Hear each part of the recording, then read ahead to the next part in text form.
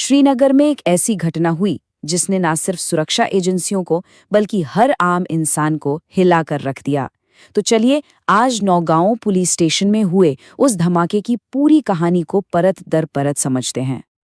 सोचिए, 14 नवंबर का दिन, श्रीनगर का नौगांव पुलिस स्टेशन, और अचानक एक जबरदस्त धमाके की आवाज से पूरा इलाका गूंज उठता है। धमाका इतना शक्तिशाली था कि पलक झपकते ही 9 जानें चली गईं। और सिर्फ इतना ही नहीं, 32 से ज्यादा लोग घायल भी हुए। मतलब इस त्रासदी का असर बहुत बहुत बड़ा था। तो चलिए सबसे पहले ये समझने की कोशिश करते हैं कि 14 नवंबर की उस रात नौगांव पुलिस स्टेशन में आखिर हुआ क्या था। अब देखिए, जो ऑफिशियल बयान आए उनके मुताबिक ये कोई टेररिस्ट अटैक नहीं था, बल्कि एक हादसा था। पर सवाल तो यही उठता है ना कि इतना बड़ा हादसा हुआ तो हुआ कैसे? जी हाँ, सबसे बड़ा सवाल यही है कि ये सब हुआ कैसे, आखिर इतनी बड़ी चूक कैसे हुई। तो इसकी कहानी शुरू होती है हरियाणा के फरीदाबाद से। वहां एक इंटरस्टेट टेरर मॉड्यूल पकड़ा गया था और उनसे करीब 2900 किलो आईडी मटेरियल, मतलब विस्फोटक, जब्त किया गया था। और यही विस्फोटक इस पूरे हादसे की जड़ बना।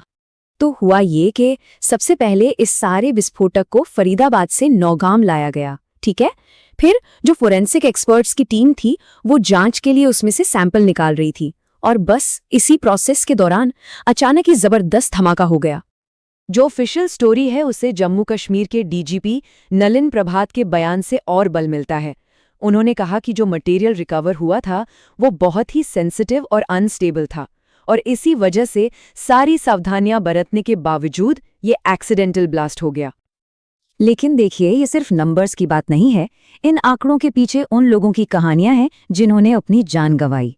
तो चलिए अब इस हादसे के मानवीय पहलू पर भी एक नजर डालते हैं। ये हादसा सिर्फ पुलिस डिपार्टमेंट के लिए एक झटका नहीं था। जान गंवाने वालों में देखिए कौन कौन थे। फोरेंसिक साइंस लैब के 3 लोग, रेवेन्यू डिपार्टमेंट के 2 अधिकारी, 2 police photographer, state investigation agency यानी SIA का 1 सदस्य, और तो और एक दर्जी भी। इससे पता चलता है कि इस हादसे का असर कितना गहरा और फैला हुआ था। इन्हीं में से एक नाम था SIS इंस्पेक्टर इसरार अहमद शाह का। उनके जाने से न सिर्फ उनके परिवार को बल्कि पूरे डिपार्टमेंट को एक बहुत बड़ा झटका लगा। उनके एक पड़ोसी हैं गुलाम मोहम्मद। वो उन्हें याद करते हुए बताते हैं कि वो बहुत ही शांत स्वभाव के थे और उनका पूरा फोकस सिर्फ अपने काम पर रहता था। सोचिए, इस हादसे ने हमसे कैसा एक समर्पित ऑफिसर छीन लिया। अब इतनी बड़ी ट्रेजेडी के बाद जाहिर है कि जम्मू और कश्मीर एडमिनिस्ट्रेशन को तुरंत एक्शन लेना पड़ा। तो देखते हैं कि उनका तत्काल रिस्पॉन्स क्या था। तो सबसे पहले जम्मू कश्मीर के लेफ्टिनेंट गवर्नर मनोज सिन्हा ने फौरन एक फॉर्मल जांच के आदेश दिए। मुख्यमंत्री उमर अब्दुल्ला ने जो इमारतें डैमेज हुई थीं उनके लिए मुआवजे का वादा किया। टॉप सिविल और मिलिट्री अधिकारियों ने पीड़ितों को श्रद्धांजलि दी, और यहां तक कि भद्रवाहा में PDP पार्टी ने पीड़ितों के सम्मान में अपनी एक चुनावी जीत का जश्न तक कैंसिल कर दिया। लेकिन ये मामला सिर्फ जम्मू कश्मीर तक ही सीमित नहीं रहा। इसकी गूंज पूरे देश के पॉलिटिकल सर्कल्स में सुनाई दी और बहुत ही गंभीर सवाल उठने लगे। PDP चीफ महबूबा मुफ्ती ने कहा कि ये दिल दहलाने वाली घटना इस बात को सामने लाती है कि हमारे पुलिस के जवान कितनी मुश्किल और खतरनाक कंडीशंस में काम करते हैं ताकि हम सब महफूज रह सकें। वहीं दूसरी तरफ कांग्रेस प्रेसिडेंट मल्लिकार्जुन खड़गे ने इसे सेंट्रल गवर्नमेंट के लिए एक वेकअप कॉल बताया। उन्होंने कहा कि इंटेलिजेंस और एंटी टेरर मैकेनिज्म को और मजबूत करने की जरूरत है।